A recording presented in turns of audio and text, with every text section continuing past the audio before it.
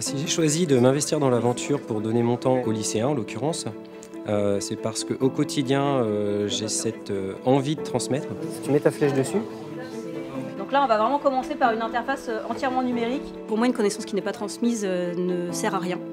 Et donc, j'ai voulu transmettre à ces lycéens pour leur montrer ce que c'était que le métier d'ingénieur et que c'était accessible à toutes et à tous.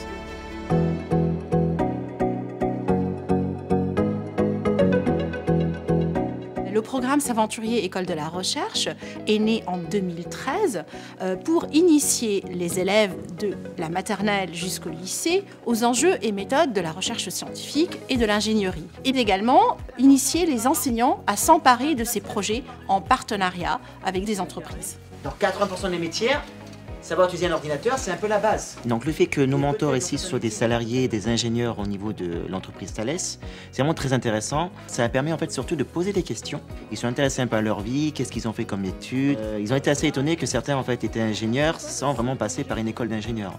Ils se rendent compte que voilà, finalement, s'ils ont un projet, ils peuvent y arriver de différentes manières. Il n'y a rien qui pose problème à partir du moment où ils ont la volonté de s'y mettre. Il faut le faire avancer, faire un demi-tour. Notre rôle est d'établir un cahier pédagogique qui va permettre aux professeurs d'accompagner les élèves dans la démarche intellectuelle d'ingénieur pour résoudre une question qui est Persévérance a été perdue sur Mars et il faut le retrouver. Sachant que Persévérance, c'est le rover qui a été lancé en février 2021. Et on a scénarisé ça à partir de 4 séances qui sont basées sur les compétences académiques scolaires des élèves et ramenées aussi au projet ingénierie avec des termes très spécifiques à l'ingénierie. Donc ça, c'est vraiment un terme d'ingénierie que vous allez retrouver, c'est simuler, c'est-à-dire modéliser.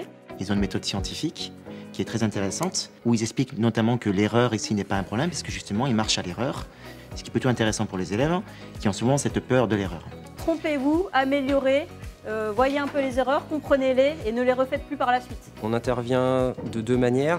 La première, c'est le support technique et on apporte aussi des réponses aux questions qui pourraient concerner le métier d'ingénieur. Il faut toujours essayer d'arriver à quelque chose qui fonctionne et l'améliorer après parce que vous n'arriverez jamais, en tout cas dans un programme informatique, à faire le programme parfait, optimal du premier coup.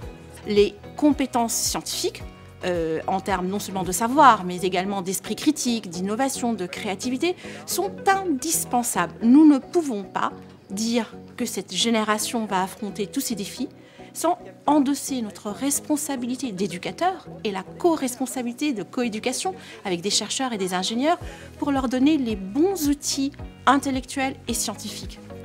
Si ça a bloqué, vous nous appelez, vous levez la main. Concernant le dossier pédagogique, on est à l'origine 5 mentors de 3 sites différents basés à Toulouse, à Massy et en Italie, à Turin. C'est un projet de groupe et ça restera un résultat de groupe. L'équipe dont le robot roulera le plus longtemps aura gagné. Mon ambition la plus folle, on va dire, ce serait que des personnes dans la classe deviennent ingénieurs grâce à ce qu'on aura justement transmis par l'intermédiaire des S'Aventuriers. Allez, bonne soirée. Au revoir tout le monde.